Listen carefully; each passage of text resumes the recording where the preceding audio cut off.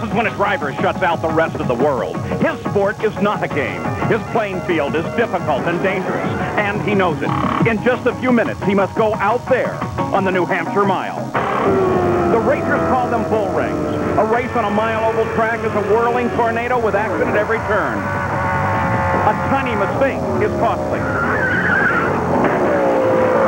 A mile is constant side by side, sometimes four-wide racing. It's devastating to the machine. It's even harder on the man. A mile for the driver is as tough and as good as it gets. For the fans, a mile is marvelous. The drivers know New Hampshire is the toughest mile there is.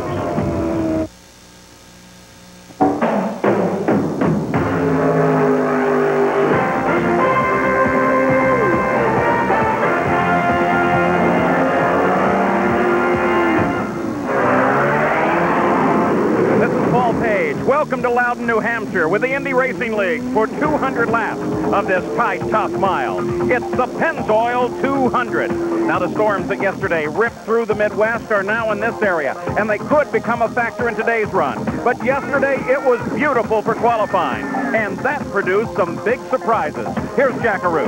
Well, the first surprise was this man, the mild-mannered Canadian Scott Goodyear, who sat on the pole throughout most of the qualifying effort. But he was bumped to the outside of row 2 by this man over here, who just 3 races ago joined Team Gallus as the second driver. He finds himself now on the pole position after starting the season with a checkbook and a promise from another team. But now, Marco Greco of Brazil will bring the field down. Jan?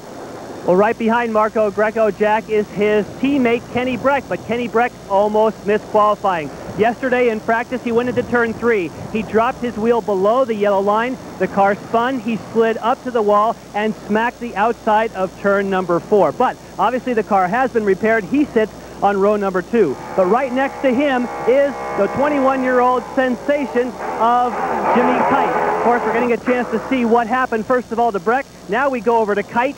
He is 21 years old, as we said. He also had problems in qualifying.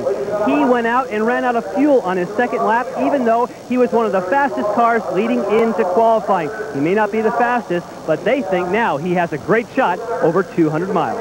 Paul? And they have a very good points fight for the championship going with just 2 races, this and at Las Vegas to go. Tony Stewart leads it, but Davey Hamilton is still running very, very close. And with his pole, Marco Greco was able to move into 3rd position in the points. Well, we're ready to go racing. Start your engine. And there, and with the command, they're ready to go as the engines fire all up and down the pit road here. Welcome to New England, Tom Sneva. You know him as the mile master.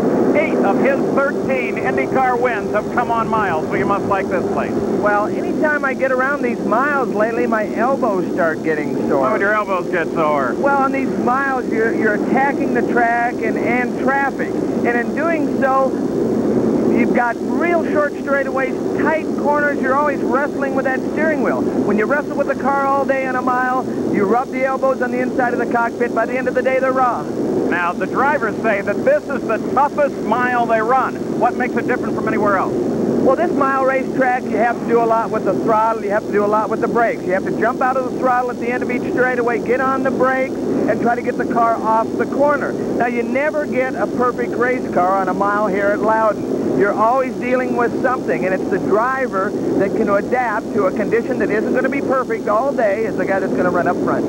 Now, the clouds have come and gone. We have an indication that the weather may not be a factor, but still the teams are watching that. Let's go to Jackaroo.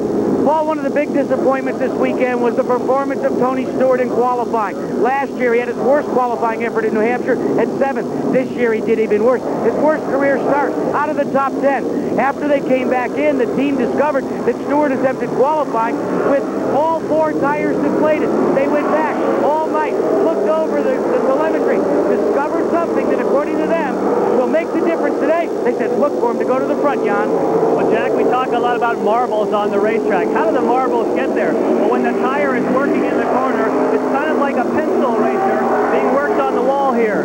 All that is left behind, then a car runs over it. That's what produces these marbles that you see on the racetrack. Now, these have come from the NASCAR modified race that just ran a few moments ago. And that rubber, the drivers say, is not compatible with the rubber on the IRL machine. So the first few laps could be very slippery. Paul? All right, so as they move out onto the track, let's take a look at how they have qualified here for the PENNZOIL 200. Marco Greco, the likable Brazilian, on the pole. Scott Goodyear, the Indy 500 runner-up, his first front row start of this year. Row 2, Kenny Breck, 5th at Charlotte. And Jimmy Kite, his best qualifying effort. In row number 3, Eliseo Salazar, a veteran of World Sports Car Competition, and Stefan Gregoire, who finished an impressive 2nd at Colorado in June. In row number 4, Robbie Buell, making his first IRL start since Texas. And Ari Luyendyk, a 2-time Indy 500 winner. The 5th row, Vincenzo Sospiri, the Indy 500 front row starter in his 5th IRL event. And Roberto Guerrero, the 38-year-old veteran, twice a runner-up at Indy. In the 6th row, John Paul Jr., versatile veteran. And Davey Hamilton, a graduate from the Super Modifieds, currently ranked 2nd in the points. In row 7, Buzz Calkins, the Colorado driver, ran a strong 2nd here a year ago. And Tony Stewart. In row 8, Buddy Lazier and Billy Boat. What a row. The 9th row, Alfonso Giafoni and Eddie Cheever, who won at Walt Disney World. The 10th row, Robbie Groff and Johnny Unser, filling in for Mike Groff, who crashed heavily here on Friday. Row 11, Jim Guthrie, the popular upset winner at Phoenix. And Jack Miller, making his 7th IRL start. The last row, Mark Dismore, the Formula Atlantic champion, in his 2nd effort here at New Hampshire. And Sam Schmidt, who has made repairs on this car after a practice crash yesterday. So on the line here, the 200 laps that lie ahead, with the pit stops coming under green between the 60th and the 68th lap. The 96 winner, Scott Sharp, of course, is still out because of a head injury suffered at Pikes Peak. And our stories as we look ahead to this race, well, the championship pace, of course, is right at the top of them. It can't be wrapped up here, but Stewart certainly can close on the championship if only he can get through the field. Track conditions, you heard about the marbles, the track surface changing rapidly. Traffic, you got to know where you're going and see what's ahead. And the weather, well, we hope that it will not rain. So now the field moves into position up in the turn 3 area. Really only 2 turns. We'll call them 1 and 2, 3 and 4, but for the drivers, 2 constant turns at the end of the front stretch and 2 at the end of the back. And a bit of an elevation change. As we look for the green flag. Here it is, and here we go.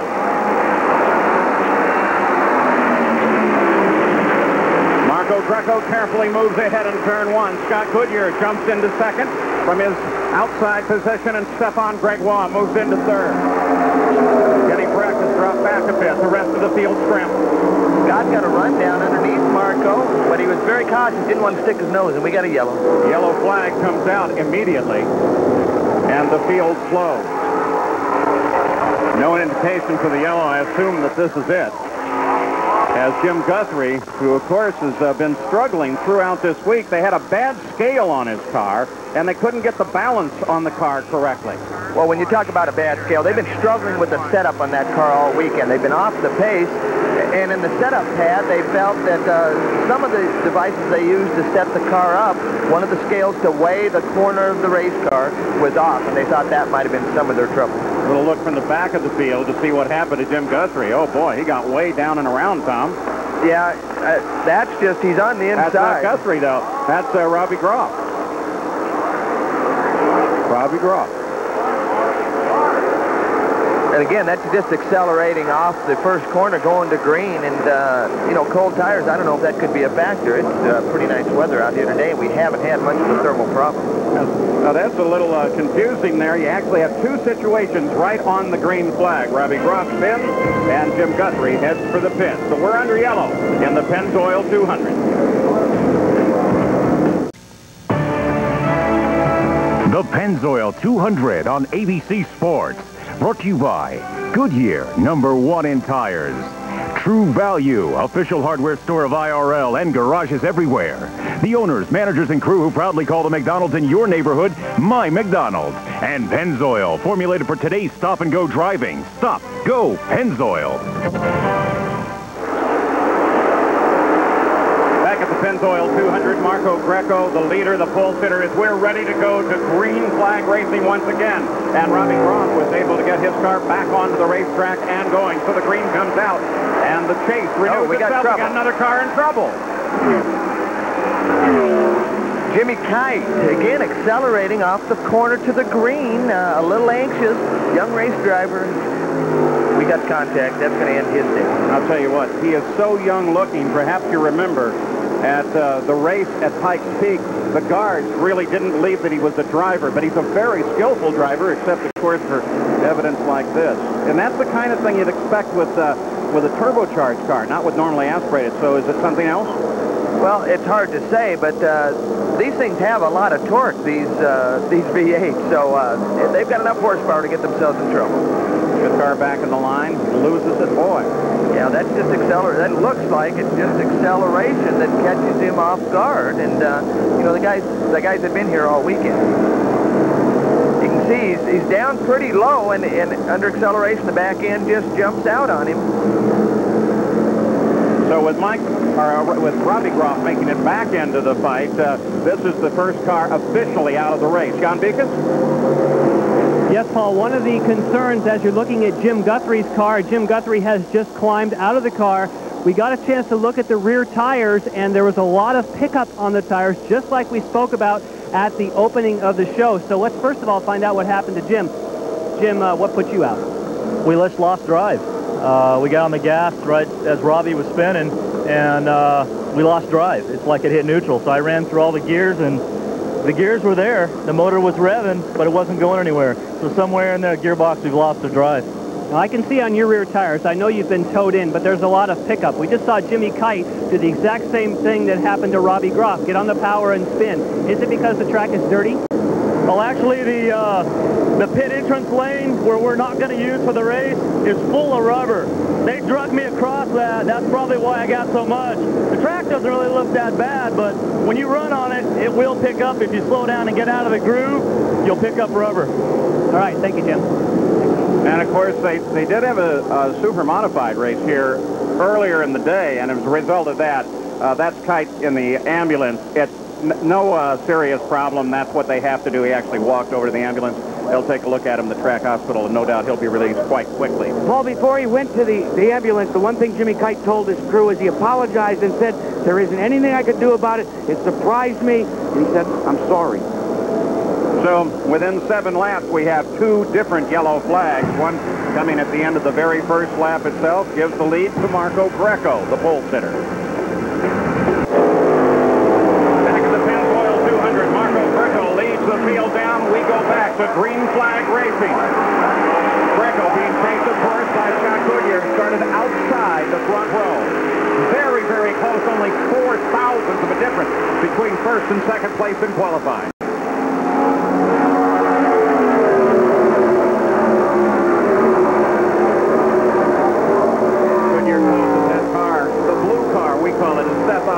They've taken it so serious, Tom, that the team has now put the blue car on the side. Well, the blue car did a great job down in Colorado, and obviously running third, qualified well in the last minute after a blown motor situation. Again, they've got that momentum going.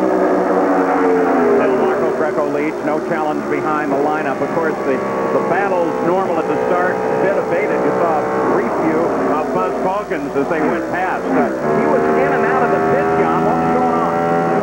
Well, what they're working on, Paul, is he's having an electrical problem. They're going to bring Buzz Calkins back in. As a matter of fact, here he comes.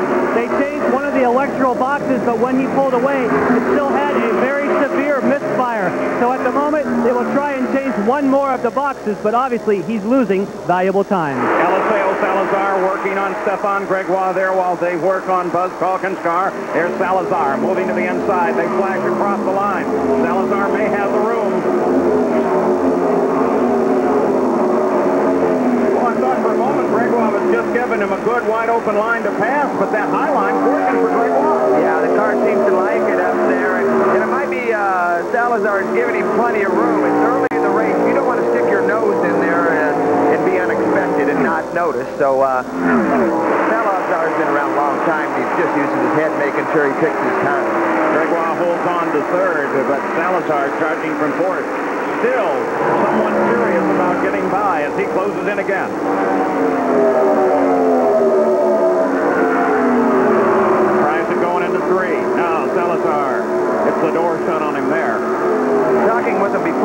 they're very happy with the car all weekend, so they were excited about this race. Dick Simon and the crew. Of course, you got to admit that Greg Watt seems pretty happy about their car as well. Darrell Toppy working, really the only full-time guy, they say, working on that car, and look how well it qualified. But now, Greg Watt has to hold off a very serious attempt.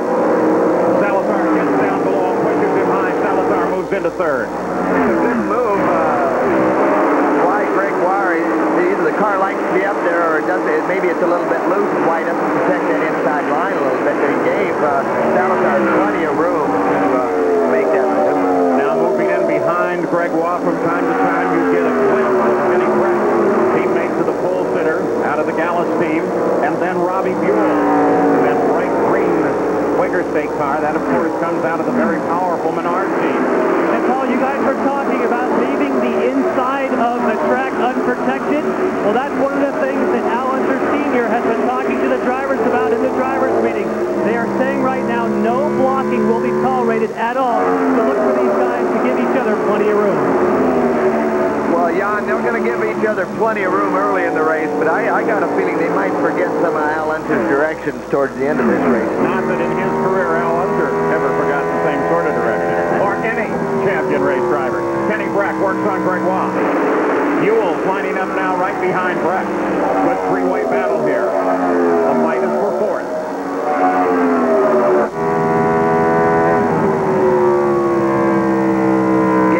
Working a little bit better. He had a little bit of a look underneath, but he knew he couldn't get the nose in there far enough, so he stopped wiser and let's just wait a little bit and see if we can't pick him off in a corner or two. Breck looks inside again from his Monty car.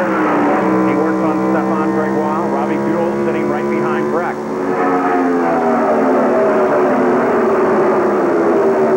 A lot of these drivers are real nervous about the races they were previous to this race and what it did to track conditions, so it's taken a couple laps for these guys to get a feel for the race cars and know what to expect before they make a charge to the front. As you see, the leader is beginning to overhaul traffic. That's Jack Miller in the Crest car. Just ahead of Stefan Gregoire, had a close call with Fons Falkens, who was down on the pit lane, and Apron trying to come out. Here comes Breck, moving to the inside. Buell's right behind him. Lyondike moves in as well. All of them come underneath Jack Miller and onto the front stretch. Here comes Breck, making a move on Gregoire. Well, they have to check up just a little bit for traffic. It gives the guys behind them a real run on them, and it makes for some fun racing to watch. Again, Gregoire uses a high line. He's been very careful. And now he'll have to defend against Robbie Buell. There goes Buell. And Ari Lyondike, the Indy champ, sitting back there as well. Well, Gregoire in that blue car, he likes a little bit of a high entry, and it gives these guys a little bit of opening that whets their appetite, and they try to punch the nose down in there.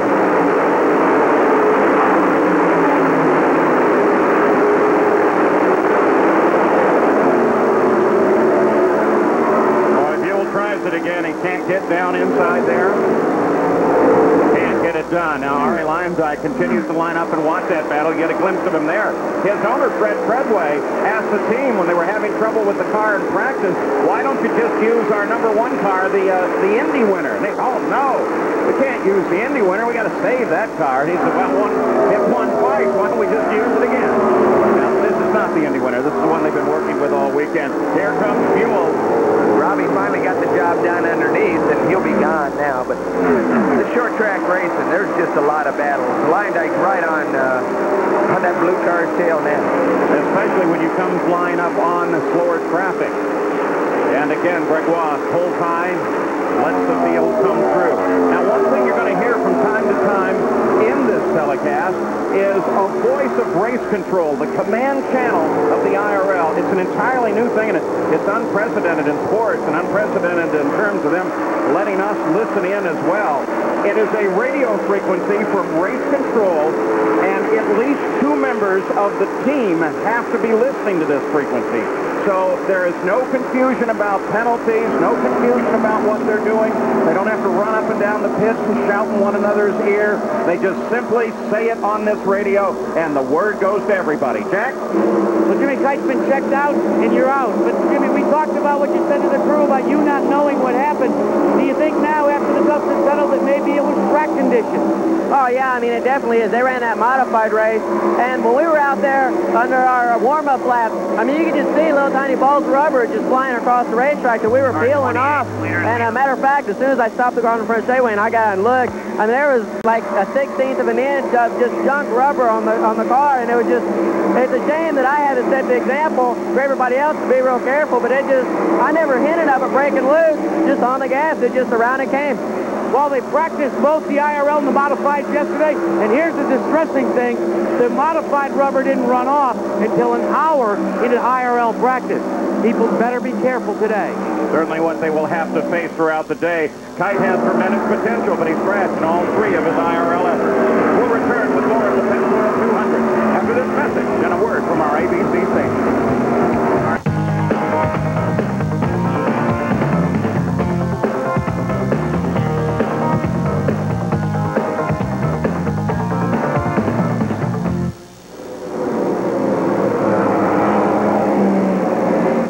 We've just gone yellow in the PENNZOIL 200. This time it's Sam Schmidt, turn 2. Car jumped out and against the wall. And for a team that has worked so hard all weekend. Car, keep the field low in turns 1 and 2. Keep the field low in 1 and 2. And that is the voice of race control, the IRL command channel that we told you about.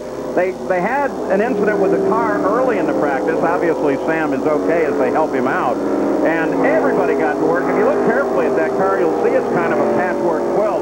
Pagan Racing, Scandia, TDM, they all got together, contributed parts. The vendors got involved, and they got the car racing again. Well, they did. They've had trouble all weekend. He's had a few incidents. Over in that same turn, the cars jumped sideways more than once on him. But so it's been a tough weekend for Sam and the boys. And this time he got to bend up a few of the competitors' parts that were on that race car.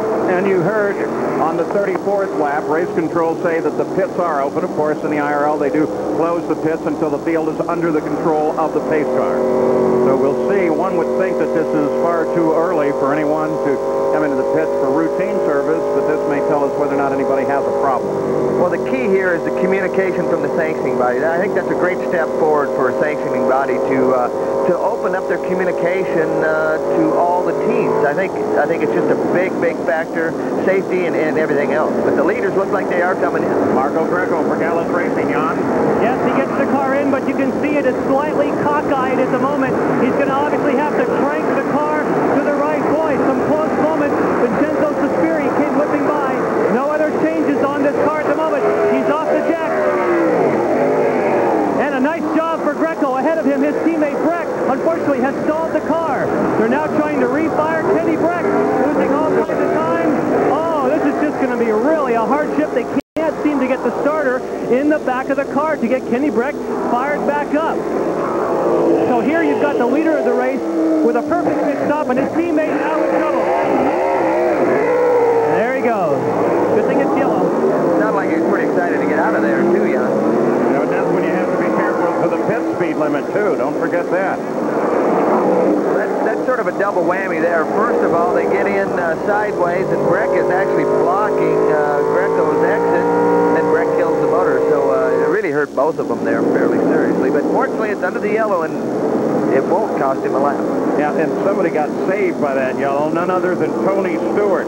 He was only 3.8 seconds from going one lap down, and then the yellow came out. So now, Scott Goodyear, you're on board with him in the Northville car. He picks up the lead of the race. Second will be Robbie Buell, followed by Ari Lyondike. Now, what's the story on Tony Stewart, Jack? Well, Paul, before that caution, Tony was complaining that through the first two-thirds of the corner, the car was very loose.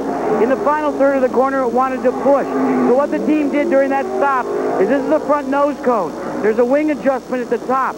They put some front wing in the car, and they also changed the stagger in the tires. Now, what do I mean there? They changed the difference in the circumference between the inside tire and the outside tire, trying to make the car turn a little better.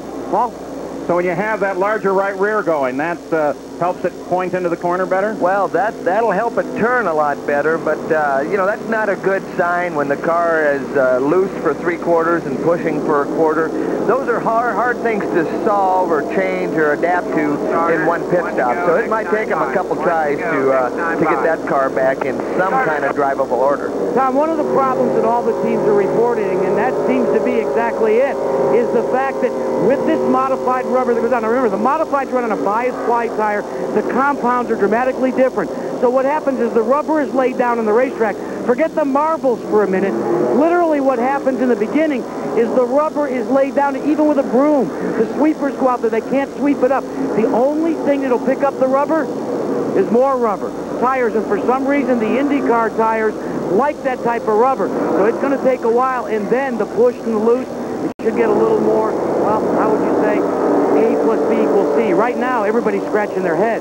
Well, and one thing, Jack, that a lot of people don't realize is that in a modified race car, all 4 tires are very, very large. So you have a lot of support races, but very seldom do you have support races that have tires actually bigger than the Indy cars, and that's what the modifieds have.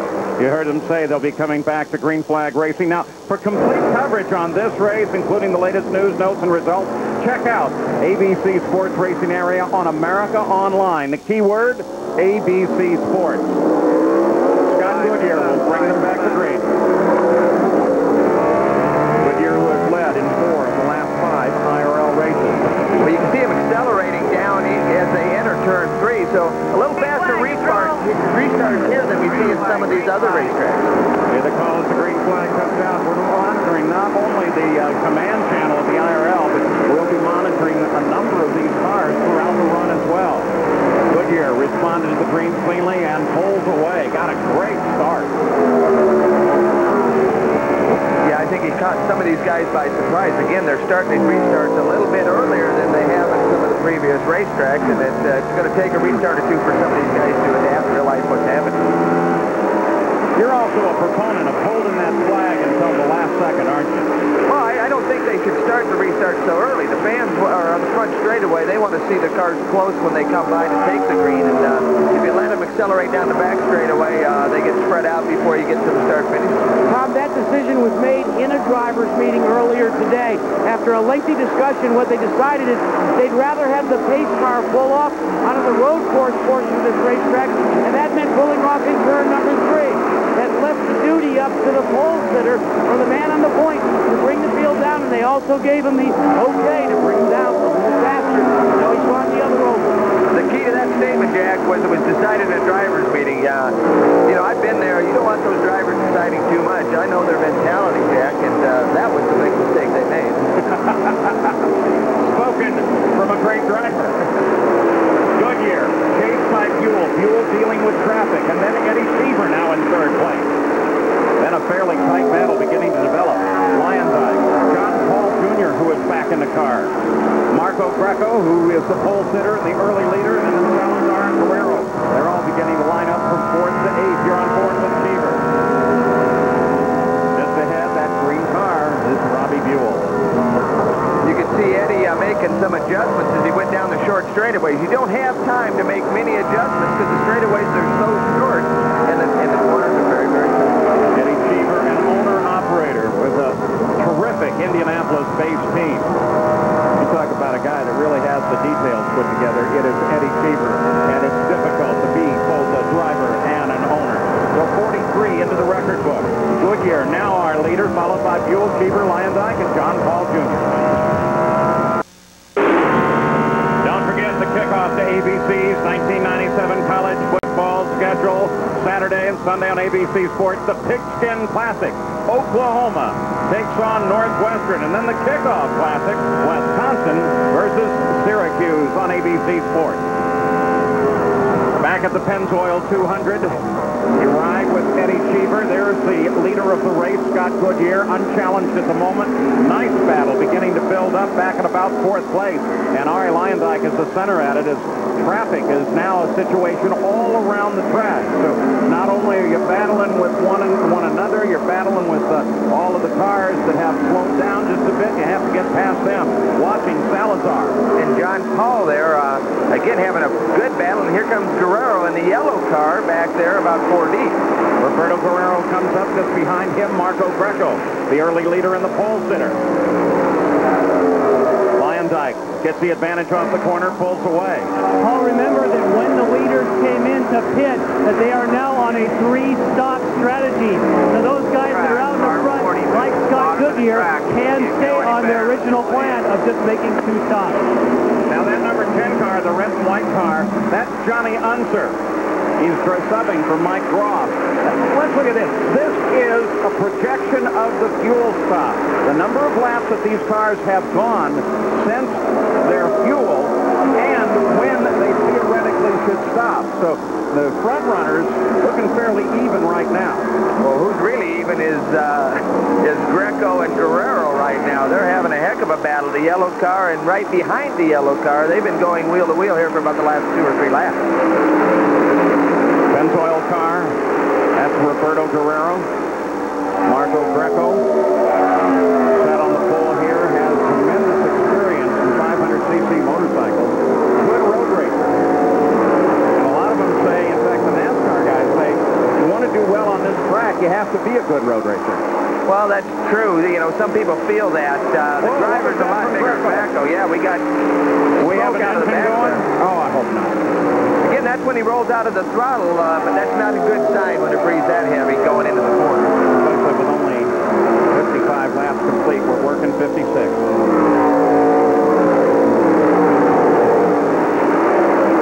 Keep an eye on Marco Greco's number 70 car, the monsoon car. The yellow front wings, there it is, and there's the smoke again, just as he breathes it going into the corner. Yeah, that's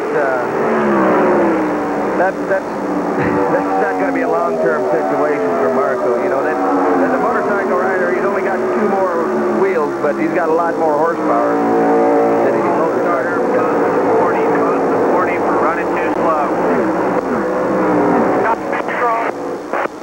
And Tony Stewart goes a lap down. You can see the smoke is not getting any better. It's getting worse. So it hasn't slowed the car down any so far, but on that car before it goes sooner or later, the lubrication is going to be all on the racetrack instead of inside that motor. And Tom, we talked with his team to find out if the telemetry is telling them if there's a problem with the engine on Marco Greco. So far, the information they're getting from the car tells them that there is no problem, but obviously the smoke tells us otherwise.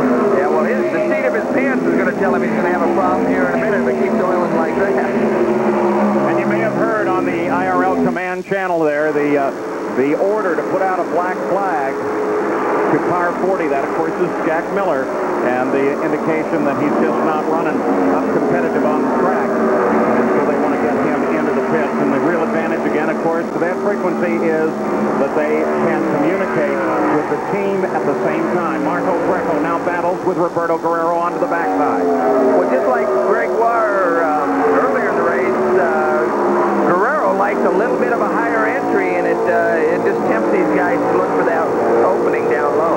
Well, we got trouble. There we go. Gregoire goes for the inside, and Marco Greco, the 4th yellow of the day. If you'll notice, leader in pole sitter. If you notice, Paul, it started oil out the back on the exit of the corner instead of the entry, and when it comes out the back on the exit, that's when the tires get real slippery.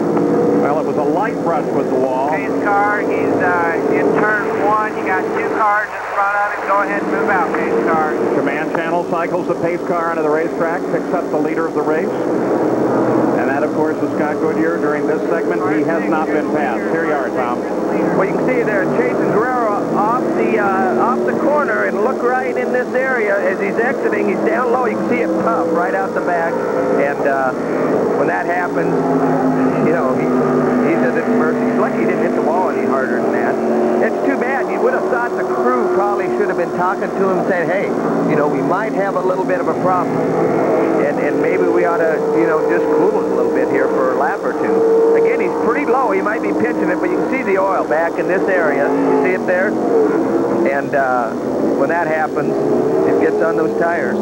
Now, Tom, the crew definitely knew there was a problem because I spoke with Jamie Gallus personally, told him that we saw smoke. They told him, but unfortunately, obviously that oil must have got on the tires anyway. So, with our 4th yellow of the day for Marco Greco, the question on that car is going to be, it was a very light bump with the claw. Will they be able to get it back into the Pennzoil 200? This is Paul Page back at New Hampshire International Speedway. 1 lap to go to the green flag. But during the yellow flag, the leader, Scott Goodyear, made a stop. We have an opportunity to take a look at that one. Here he is coming into the pits. Now, they're very satisfied with his car. Well, we don't know that yet, but you'll see that they do a very small adjustment to the front wing only. And when you make that small of an adjustment, that pretty well indicates that the driver is happy with his little ride-around vehicle. Same time, Eddie Cheever was in, came in second. Goodyear got a roll away, then Cheever came out. And you may have gotten a glimpse of a nipped hose there on the way out. Since the hose was outside the box, no harm, no foul, no penalty. And Paul, with Marco Greco, he did not damage the suspension, but he does have a big oil leak.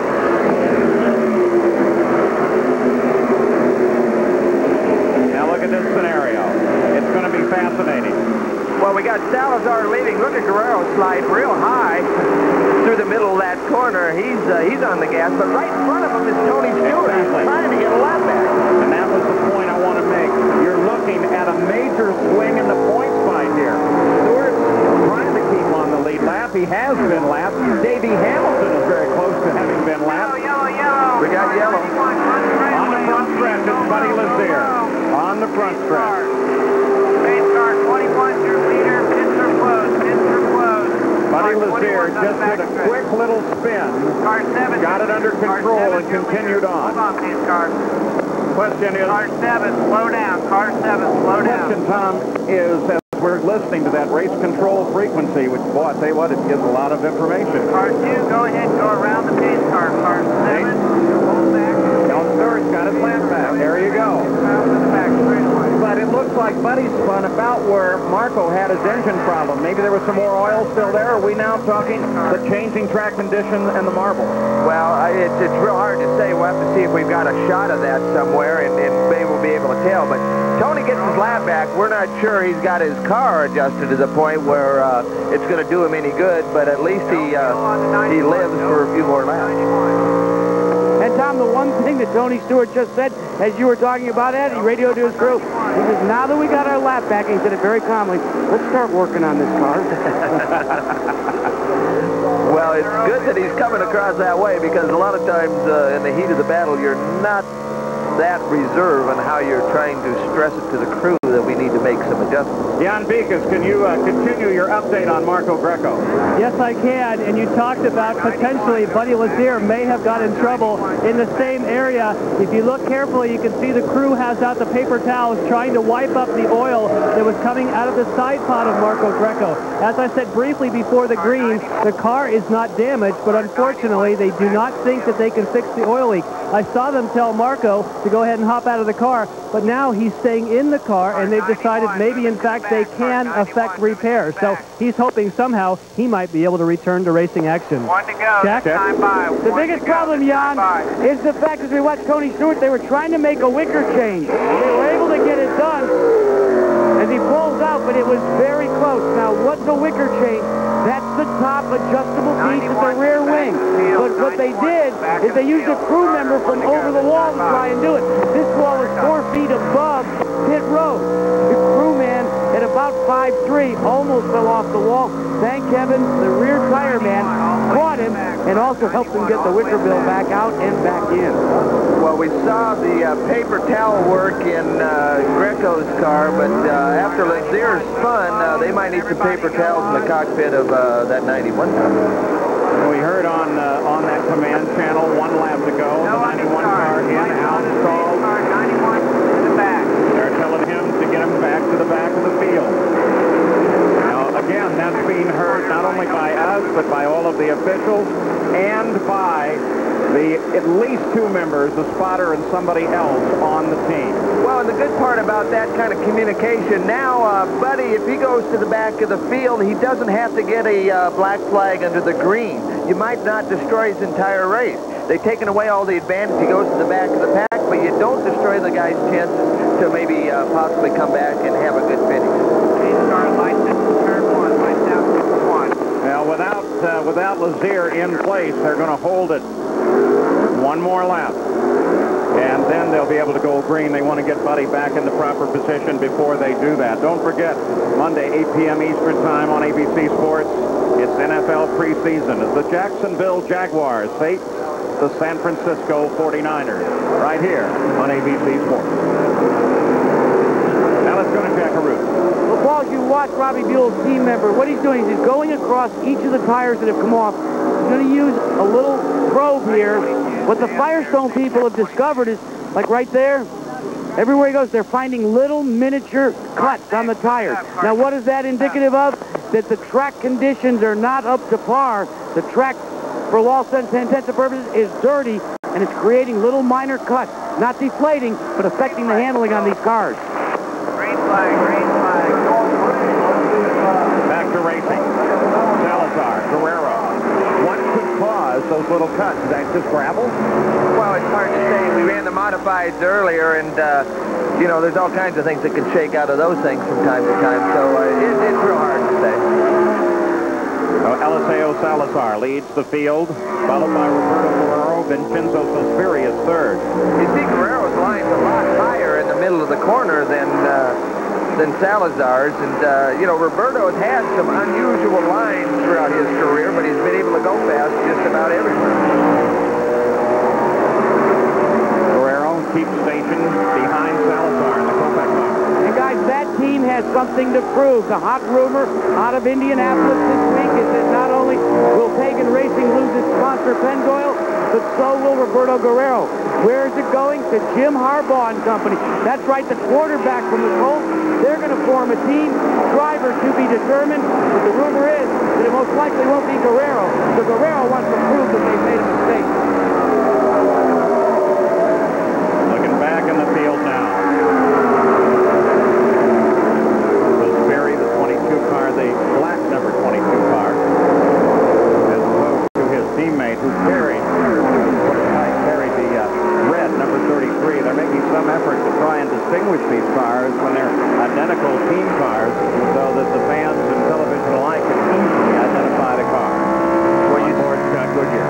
saw back there Cheever sort of chasing around trying to look for a spot that makes some kind of maneuver. You see him on the outside here, Goodyear going in. So, Eddie, they've made some adjustments there. That car's flying. Yeah, Cheever very definitely on the move. So Jack Miller's back out again. You ride with Scott Goodyear. We'll just ride with him. Watch this one. Giafone just ahead of Cheever.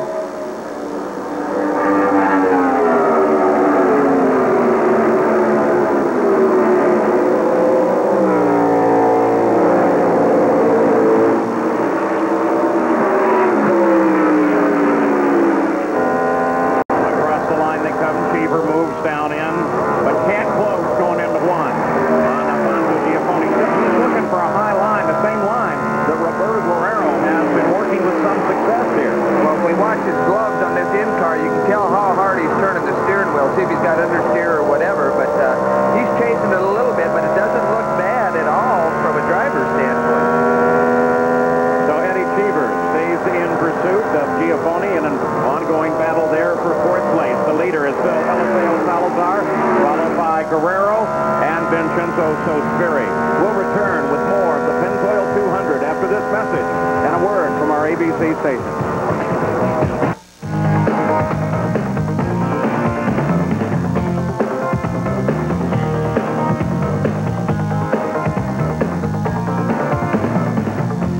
International Speedway. There's Alfonso Giafone, but he has been attacked by Eddie Cheever. Eddie Cheever came right down on top of him and moved around him, and now Scott Goodyear is lined up. We'll go back, take a second, and take a look at this pass. This is Eddie Cheever, the red, white, and blue number 51 First Plus car on the right side of your screen. Yeah, Eddie just gets to run down the back straightaway on him, side by side getting in. Giafone has to just roll out and let him go at that point. There's nothing he can do about it.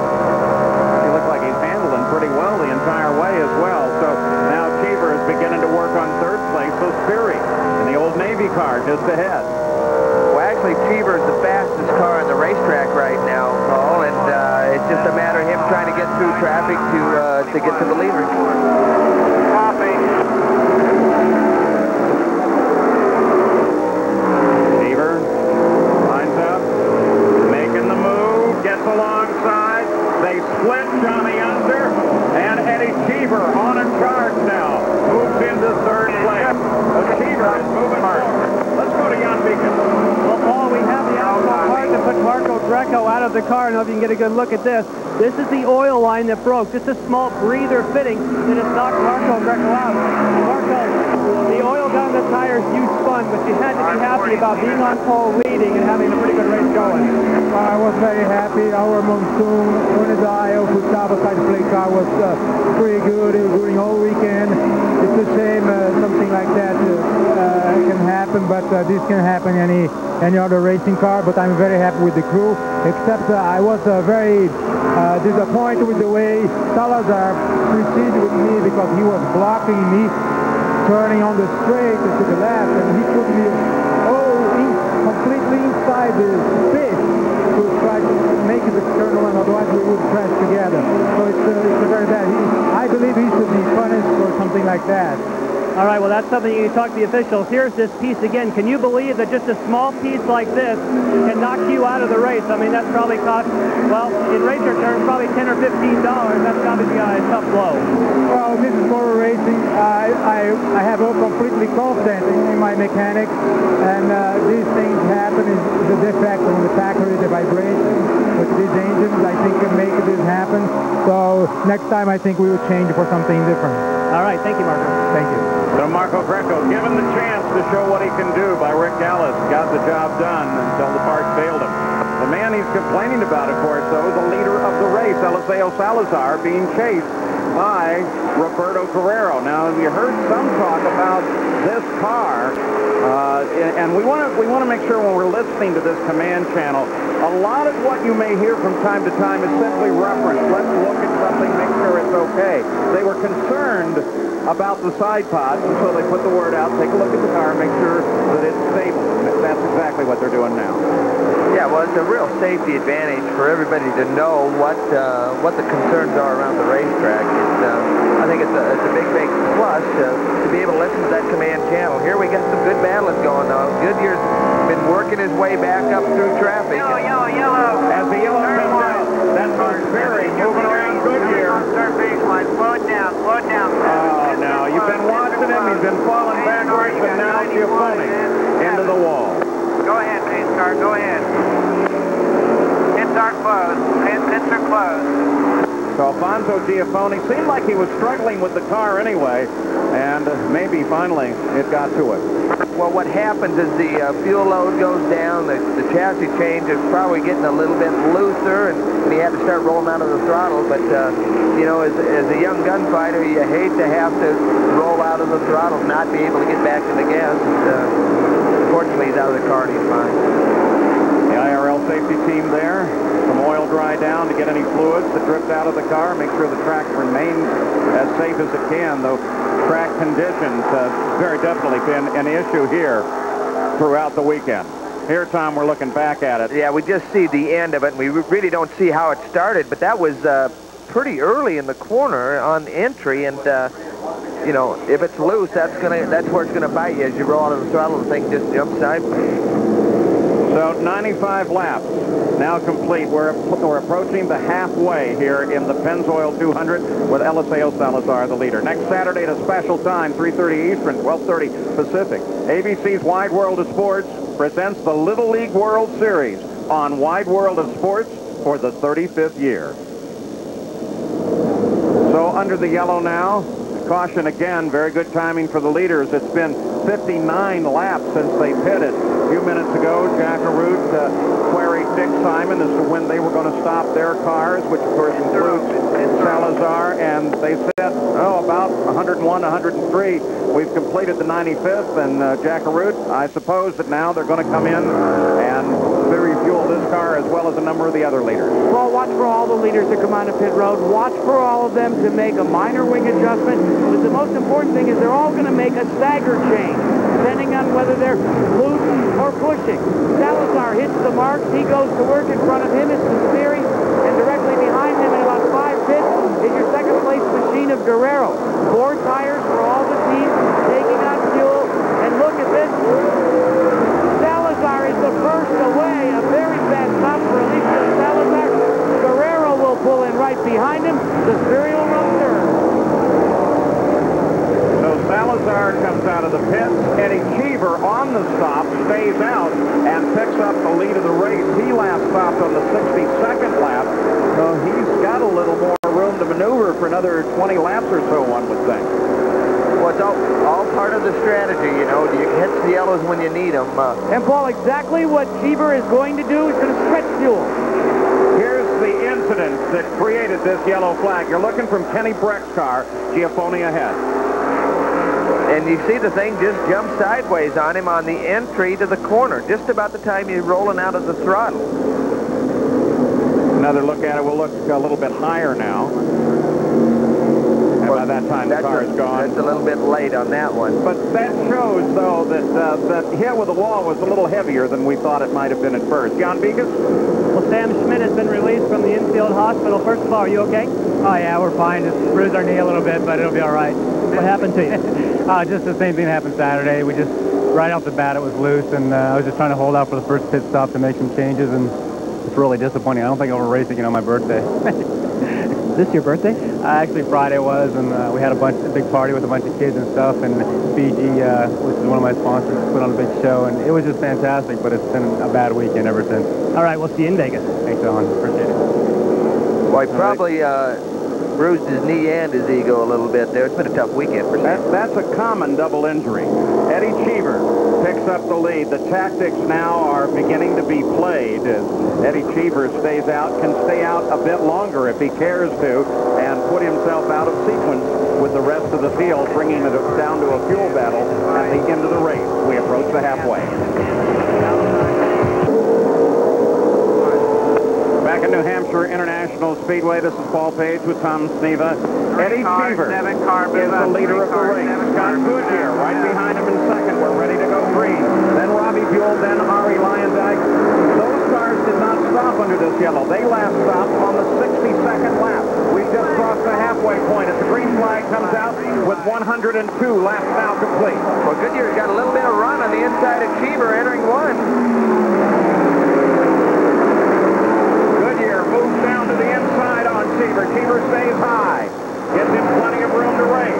Yeah, and Goodyear couldn't get the momentum, couldn't get the throttle back down on the exit of the corner, and Cheever was able to carry the momentum around the outside. Third race that Cheever has led. He led 4 under caution at Walt Disney World. That gave him the win. 5 laps at Texas. He leads again here.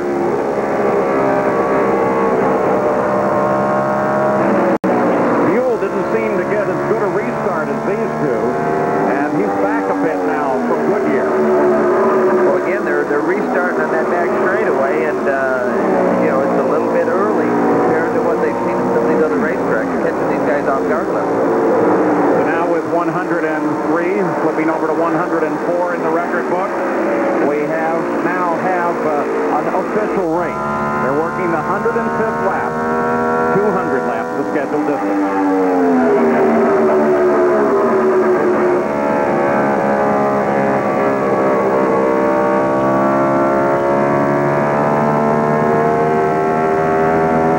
Way back there, 13th place, the points leader. Boy, oh boy, is he struggling.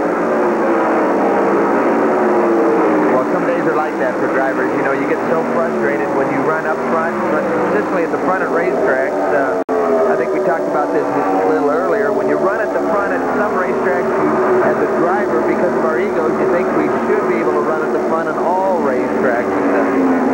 Because that ego is bigger than the TV set you're probably watching the show on, it's pretty frustrating from a driver's standpoint.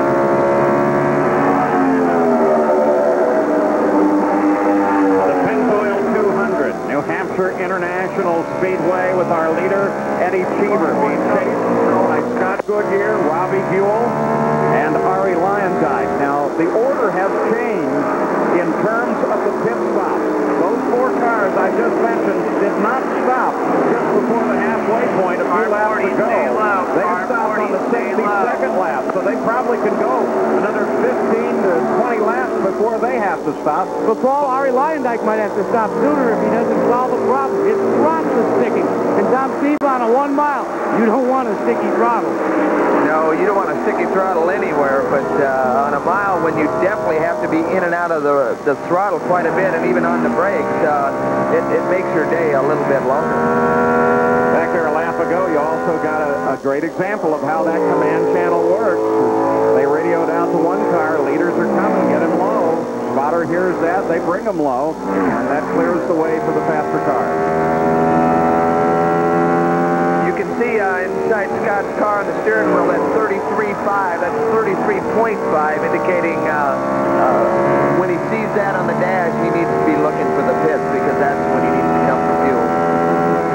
Now, too bad that we don't have a really bright sun here. We might be able to see how those are going down and know when he hits that 33.5. Now, don't forget, for complete coverage of this race, including the latest news, notes, results, check out ABC Sports Area on America Online. Keyword, just type in ABC Sports. Also, Jack Caruth has a weekly column there.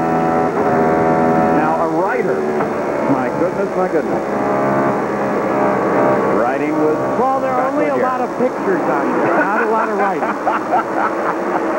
Actually, you've had some pretty interesting stuff in there. I'll have to admit to checking into it myself. When we were on Goodyear on the in-car camera, you could hear him playing with the throttle. We might be able to hear this again if we listen. As he's trying to get back after the throttle on the exit of the corner. Let's listen.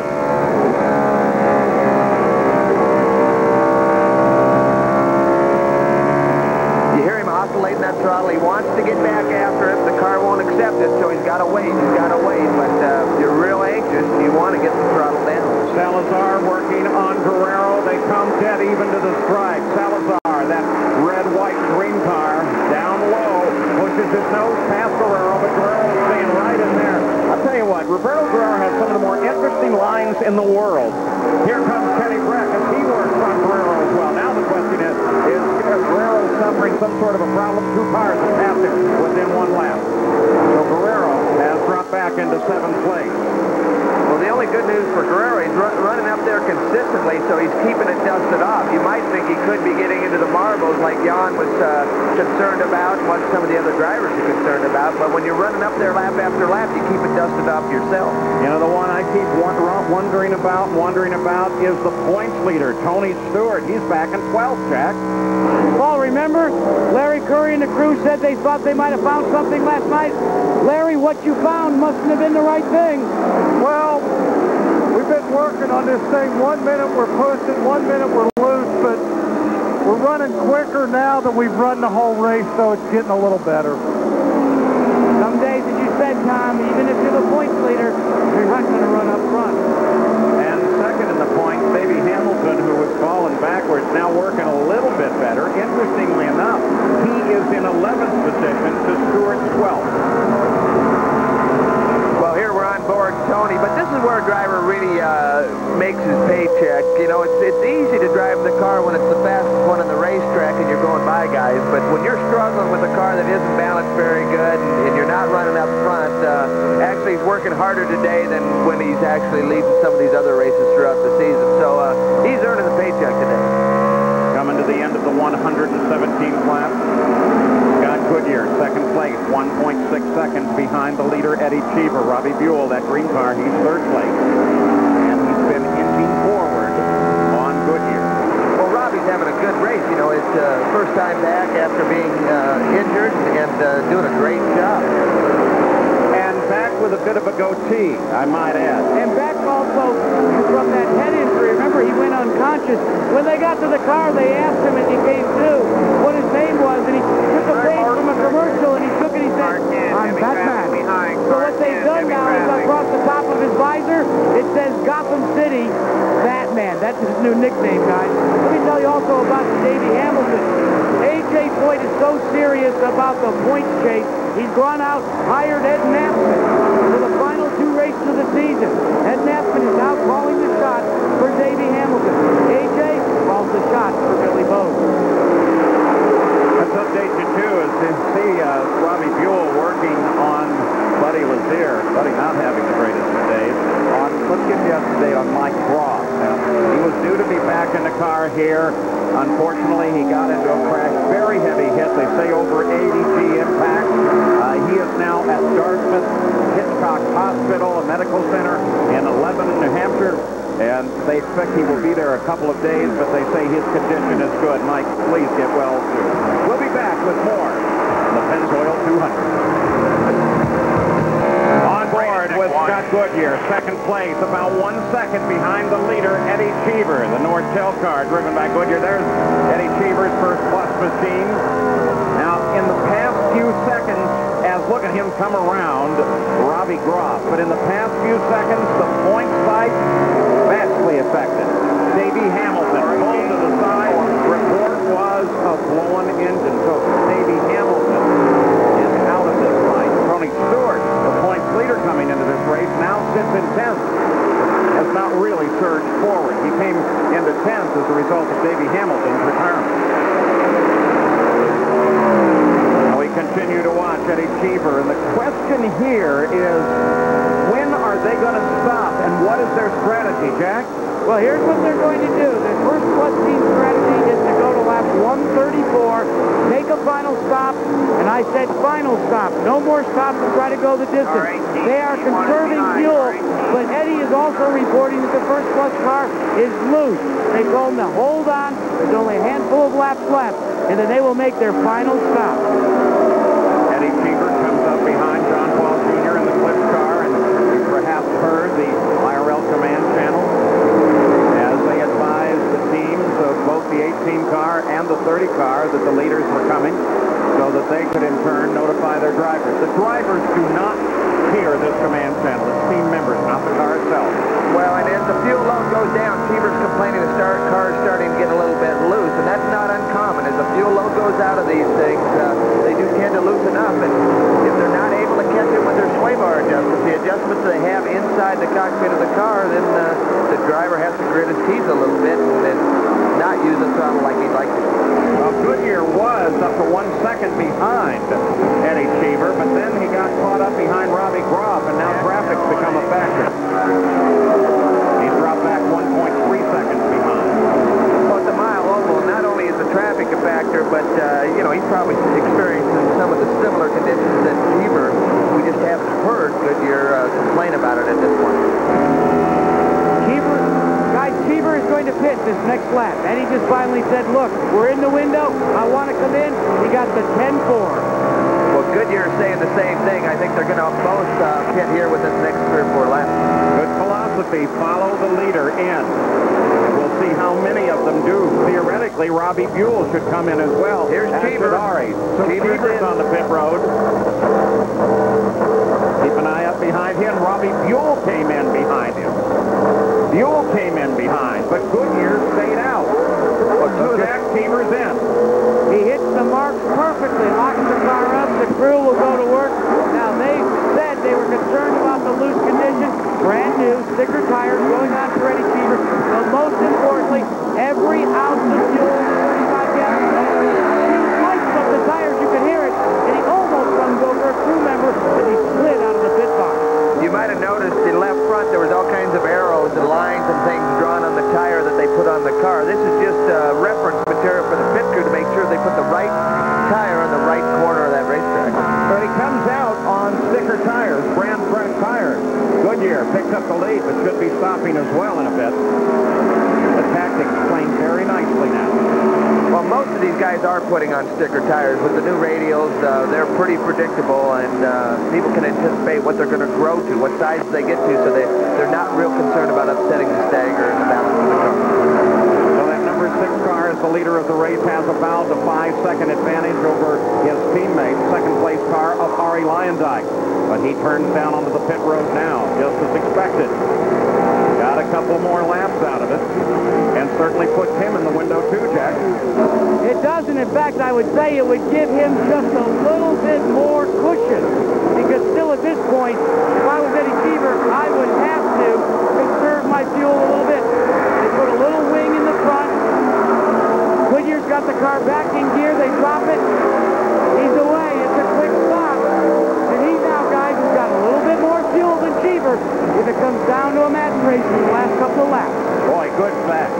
Well, I think they both have plenty of fuel to go the distance. I don't think that's going to be the factor here, but, you know, it was, I'm not sure they put wing in or took wing out of that Goodyear car. I got to disagree with you. Everybody we spoke to before we started this race said under green flag conditions, we wanted to go a 60-lap window. At 60 laps, we'd be at 198 of a 200-lap race. So it's going to be a little dicey if you've got to run what we call full rich and WFO. If I was Steve, I'd be concerned still about fuel. Well, you're right, Jack. There is, you know, they got to go 61 or 62 laps. Maybe they're hoping for yellow or whatever, but it'll be fun to watch. That's the way they color racing.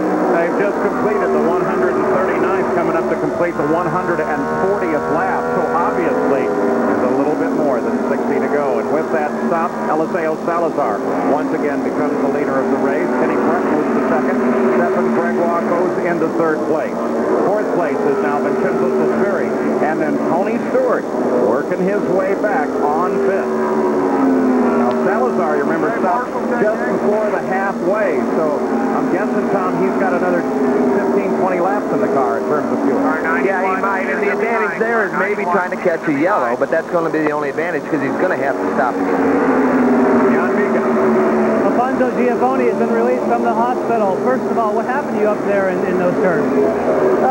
Their car was loose from since the beginning of the race, and the first pit stop, we were able to make it a little bit better. But then it starts to get worse again, and then I just lost it. All right, that's what a lot of guys are saying. The track conditions are changing a lot here today, guys. Now the battle for the lead tightening up, as you can definitely see.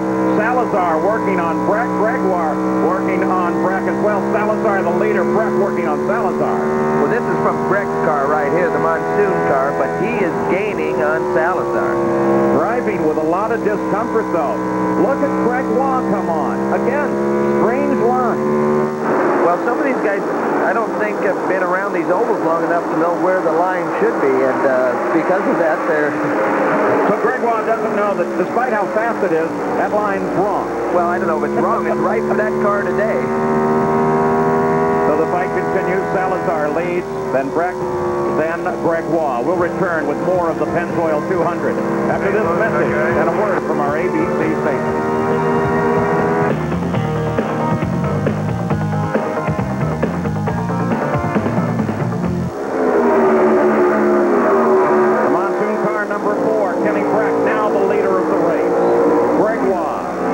A second and a half back than Salazar. Vincenzo Sospiri is in fourth place. Now, listen to this lineup of the top 12 cars, all running on the leader lap. Breck, Gregoire, Salazar, Sospiri, then Tony Stewart, working his way slowly back up. Then Roberto Guerrero, John Paul Jr. Billy Boat sits in eighth. Then Scott Goodyear, Eddie Cheever, Robbie Buell, and Ari Leyendyk, who is struggling to stay on the lead lap. And remember, we have two sets of fuel scenario there. And based on the best guess, anybody... Oh, Goodyear. I was just about to suggest that he had an excellent chance of winning. Because if you go to the end of the race, the yellow comes out. And, Tom, isn't this what the leaders would want? Well, exactly. There's a few guys that hadn't made their last stop yet, and they're going to be able to do it under the yellow. Well, Scott Goodyear comes to a stop. Car 5 is right in front of him. Up there, boy, that's a lonely, lonely place to be, especially when in many ways you have this race in hand. Sorry, you feel the deep off him. He's right there. Well, I'm not sure he had it in hand, but he was a contender, and but it was all of a sudden, I didn't see any oil out of that thing, so I'm not sure what happened. So that should bring the leaders of the race, including this car, Kenny Breck, the current leader, into the pits for fuel, and that should set them to go to the end of the race. There they are. We just gave them to you. We look at them again. Breck, Gregoire, Salazar, Sospiri, Stewart, Guerrero, John Paul Jr., Eddie Cheever, Robbie Buell, Billy Boat, and Ari Leyendyk sitting in 11th. That's the end of the leader lap. Goodyear was in there, but then this spin, of course, took him out. Now the question is, will they get him restarted still? He's losing laps just sitting there by the edge of the course. And when they open the pits, then we expect Breck, Gregoire, Salazar, and Sospiri all to come into the pits. Yeah, about half that leaderboard is going to be able to take advantage of this yellow and make their final stop under that yellow situation. So a big break for these guys. 7th yellow of the day. Fortunately, Scott Goodyear didn't touch anything when he lost control of it. And still an interesting situation because it just suddenly snapped there. Well, I'm not sure he lost any control. I think he was just trying to dive bomb it off the racetrack and get it out of everybody's way. Now, we mentioned, of course, that you do have a new leader, and that's Kenny Breck. Here was how he got past and picked up the lead. Leaders are behind. Working very hard on Salazar, but boy, look at this cruise. No problem at all there. Wow. Well, that might have surprised Salazar a little bit because he just drove by him underneath on the bottom, and I think it surprised everybody. Breck lined up behind the pace car. 154 laps complete. Our 7th yellow of the day. And there it is, just as we suspected. Here comes Kenny Breck off of his position at the lead. Greg Watt, second place, comes in right behind him. Well, Kenny Breck brings it to a stop. They first thought they were going to make a front wing change, but now they are talking about no changes for Kenny Breck, but there's a problem. On the right rear, they're losing time right now. It took a few extra moments. Oh, now he has to come up. I'm not sure if that wheel is tight, guys. Well, keep an eye on Breck. You saw Stefan Greg Watt come in from second place as well, but his stop is going longer and longer and longer. Now they say shut it off. Second place has got a problem. Oh, no. So the question is the wheel on tight on Kenny Breck's car? And what's the problem on Greg Watt's car? And what it does is gives Sosbury the lead of the race. One to go. Reach down in the cockpit. Whatever they saw from the back of the car. Told them to shut it down. would be interesting to hear this radio communication to Breck right now, whether they're convinced they got that right rear tight or not. You can see him keying the radio, trying to listen to see what the crew's trying to tell him. And now, another change as Sosbury makes his stop. Eddie Cheever picks up the lead. Eddie Cheever picks up the lead of the race as Vincenzo Sosbury stopped for fuel right at the end of the yellow. We've gone back green flag racing. Robbie Buell 1 second back. Ari Landijk is 2.5 back from Eddie Cheever. Came out in fourth place, followed by Kenny Breck, then Eliseo Salazar, Roberto Ferrero, Billy Cook, and Tony Stewart. That's the way they line up. I don't know, you just saw Cheever exit turn 4 and get up real high, and the back end got a little bit loose, so Eddie's still chasing that car pretty hard. Seems like everybody is. The track conditions changing back and forth. We mentioned that as a possibility at the starting. We also mentioned how the traffic would enter into this. It certainly has. On board the leader, Eddie Cheever. Well, when you come to these short tracks, you think about two things, the two H's we call them, horsepower and handling. You pretty much throw horsepower out the window and work on handling when you get to a mile oval, and Eddie's done a pretty good job of chasing that all day. Buell falling a little bit back from Cheever. There you see him, the green Quaker State car. Into the frame right there. And you can see Eddie's still real high on the exit of turn 4, a lot higher than the second, third, and fourth place guys. I'll tell you what, but Landijk and Sosbury are both on the same straightaway. Eddie's skating. See that coming off the corner? Watch his hand. Well, he's still chasing. You know, sometimes that means that he likes the car. I mean, I'm not sure it's skating, but when you can use up all the racetrack like that, hustle the car, what we call hustle it, that means he's got a lot of confidence in it right now. Watch him going into one here. Eddie Cheever still the leader. Landijk closing on Buell. Sosbury in fourth. Then Breck, then Salazar, then Guerrero, all of them with an attack position. And all of them theoretically fueled to the end of the race. 165 laps complete. Let's go to Jan Beacon. Stefan Gregoire, things were going just beautifully for you. You came into the pit, then what happened?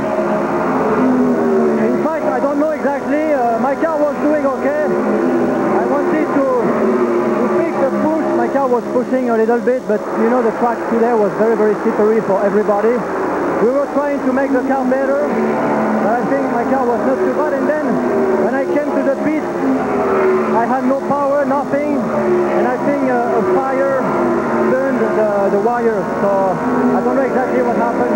My engine cut in the pit. Well, he had fire when he came in, then he had fire in the engine compartment. Well, another guy that dropped out of the race, and it looked like, Scott Goodyear, you were really going to be a contender for the championship here today. Electrical gremlin. Well, we're not quite sure what happened with it right now, but I think it's maybe a bit more than electrical problems. But I think we called it right. We had enough fuel to go to the end. The car was working well, and we knew that Cheever had pitted, so we felt we were in the front part of the queue that had pitted. And sure enough, Cheever's in the lead right now, and it would have been a good battle because everybody else pitted. How much did you find that your team had to chase the racetrack today? It didn't look like you made a lot of adjustments. Oh, we chased it a lot, actually, and we made a big change here the last time. Probably should have made some more, but I think we had a car that was going to be strong enough to at least have a fight to be right there at the end, but we didn't get there. You know, guys, the toughest thing is, as he mentioned, when you know that you were faster than the guy that's in the lead and you're out of the race, you think about that a long time. Cheever, Buell, Lyondike, 1, 2, 3. You ride with Cheever. Now with right at 30 miles to go to the end of the Pennzoil 200. That's the 10 car, Johnny Unser Jr. Now the command channel a second ago, you may have heard it said, stay to the bottom. What that is a reference to drive a line that you're comfortable with, but don't be moving around. Not necessarily get all the way over and jump out of the way. No, the hardest thing to do, or the worst thing to do, is try to move your line to give room for faster traffic. You got to hold your line and let the other guys fight their way through. So Johnny Unser was dead on. Remember, he's subbing for Mike Groff. Tom in a serious accident here. Yeah, Mike. No, this is Jack. Tom Steva, on top of, we were speculating as to whether Cheever had enough fuel or not. Well, they may have pitted just a little bit too early. Right now, they have entered into a fuel conservation mode for at least 10 laps. They've done the calculations and said, Eddie, you're going to have to conserve fuel for a few laps, or we might have to pit for a splash and go. But they said, conserve, but don't give up the lead. Well, that's what makes this racing fun. That's why we come and watch it to the very end, because we don't know what's going to happen. I was about to say, again, the best wishes of everyone here to Mike Groff. We hope he's out of the hospital back racing very soon. What a tough year a fine young man has had. Well, you can see Cheever on the in-car camera, if we can see that again, how when he's down the straightaway, how he relaxes his hand. You look at his left hand, especially down the straightaway, his left thumb, he'll relax that. And that's important for a driver to try to relax on these short straightaways, or you wear yourself out and fatigue the factor later. Maybe we can on this straightaway. We can see it. Nope. Bottom of the track for Frank. Go to Black flag for Tony Stewart. To the left. Because of a plume at the back of the engine. Tony Stewart does not look like he's going to finish this one. Let's hope the straightaway is dry. They got the word out pretty quickly. Stewart got over right away. Car 2, take the road course to the back, car 2. The top two guys in the point standings are DNFs today. Hamilton and Stewart. And it's been March of last year since Hamilton DNF. Stewart, of course, had a run of bad luck between incidents and blowing engines. Put a long string of DNFs. The good news is here there won't be many mosquitoes down in turn 3 and 4 this afternoon. Here's the question. Is there enough fuel in that 51 car? Conservation mode now, it is showing, because Robbie Buell, the teammate to this car, Tony Stewart, is now closing. He just pulled 2/10 on Cheever. This is the 7th DNF for Stewart in 12 IRL Car races. 91, leaders are behind. Car 91, leaders are behind. So, Tony Stewart is going to be the question. Leader, Tony Stewart? No question at all. The leader, of course, is Eddie Cheever. He's going to be the question. Well, Buell's got right enough there fuel to make it. Fire. Buell's And second Robbie place Buell is closing in. 176 laps now complete. Back at New Hampshire, Robbie Buell is working on the leader, Eddie Cheever. He's closed in now. He's right there, and if Eddie wanted to run fuel conservation, Buell may force that issue. Well, no question here. Buell has definitely closed the gap. Now, we're not sure why. Is it because as the fuel load goes down, Buell's car actually works better, and Cheever's car gets worse? We've got a Goodyear car leading, or the Firestone car running second. Is that where we're at? Third place, Vincenzo Sospiri sitting back, but he's right there. See a glimpse of him back behind Robbie Buell. He's actually 3.2 seconds behind the leader. And then Ari Lyondike is in fourth, followed by Kenny Breck, Eliseo Salazar, Roberto Guerrero. They're all within 10 seconds of the leader. And Paul, you talk about Vincenzo Enzo Sospiri. Just check with Mark Wida, who makes the calls for him. They have plenty of fuel. They say they can really push the issue. Ari Leindijk, on the other hand, is having some trouble. He's starting to drop back. Vincenzo is taking care of him. Now he's trying to go to the front. Yeah, the problem that you got with the first and second place cars, Cheever, he's coming out of his fuel conservation mode. They're giving him the green light. I checked with John Menard about Robbie Buell. I said, how close are you going to be on fuel? He said, very close. Oh, look at the interval, too, last time around. And when they gave Cheever the go-ahead, he was able to push about 2/10 on Buell and then picked up another 10th the last time by. He's done a good job. You know, he struggled all weekend. Didn't have much success qualifying and in practice, but he was excited. I saw him at dinner last night. He actually made me a bet that he'd be in the top 5 by lap 50. And your money's gone. I know, I'm history. There's Cheever. Buell now 1 second back, so Cheever is pulling away. Or maybe Buell now is thinking about fuel conservation. He pushed as hard as he could. But now he's got to be careful as well. Moving to the closing lap. Saturday on ABC at 12 p.m. Eastern Time, 9 a.m. Pacific. It's the Pigskin Classic. Oklahoma takes on Northwestern. The kickoff to ABC's 1997 college football schedule. And the kickoff classic, Wisconsin takes on Syracuse. All on ABC Sports. Buell's back there. Last time at the line, 1.1 seconds. So Sperry is another 2 seconds back from that, but now looks like Buell. Oh yeah, he took a big jump last time by on the clock. You can see it. Now 4/10 behind. There's Sperry. He's third place. Leindijk is fourth. The crew guys get a little nervous with him because he never really gives it everything in practice, and he always gains about 6 or 7 tenths when he goes to qualify. And you know, sometimes the crew likes to see numbers on the clock to keep their inspiration and morale up. 10 laps to go. The Wave 4 car, Ari Leindijk, Sprint PCS, back in fourth place. Cheever. Is there enough fuel to make this final 10-mile run? That's a question being asked by at least the front two. The fellow who came into this race on top of the world, he'll still leave as the points leader, but not with nearly the advantage of Tony Stewart. Jack? Well, Tony Stewart watched his teammate Robbie Buell, but Tony, what put you out? What was the problem? We think it's broken valve spring.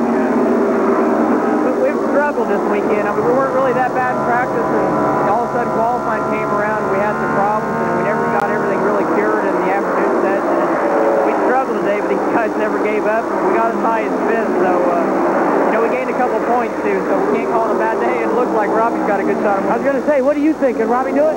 If I could push him any faster, I'd push him right now. He needs this. I mean, the whole team needs this. He's really waited a long time to get back in the car. We want him to win this thing. Guys, he's pulling for Batman. Well, Stewart will leave here with a 10-point lead on whoever is in second. Of course, many points to be decided as they go to the final race of the season in Las Vegas. And, of course, you'll have coverage here on ABC Sports. Buell is there. Right about the same interval, 0.47. 7 to go. Well, he's closed it up a little bit. Eddie stretched it out when he turned the fuel up, was able to use a little more power when the crew told him they thought they'd be all right in fuel, but now Robbie's gathered him back up again. So Sperry sitting back, really not part of this contest now. Nearly a straightaway backer. Look back and see him from time to time. But Paul, I think he could be in contest any time because they have told us they have plenty of fuel. So if the top two guys start to do any conserving whatsoever, so Sperry will be right on top of them. Well, I don't see these two doing any conserving with 5 laps to go. Hey, Tom Stephen, do you think maybe the pressure's getting to your leader, Eddie Cheever? Lap after lap, the crew would go 6 laps to go, 5 laps to go. Finally, Cheever sees the radio, just has this, I know, I can count.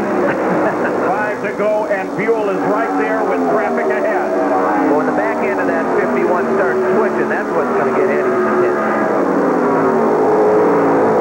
As daylight begins to go away here in New England from time to time, too, you can see a burst of the exhaust at the back of Cheever's car as he breathes the engine in the corner. Well, we got a little traffic right ahead, Eddie, and let's see if that plays into Robbie's hands or not.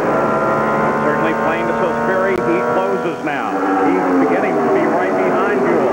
Cheever comes around Jr.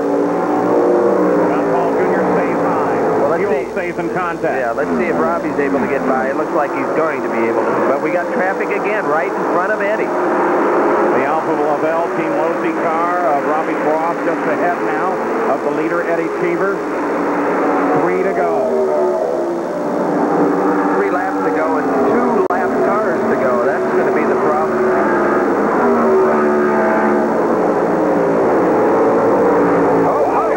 Look at that! Fuel comes right up on him, and Cheever slows.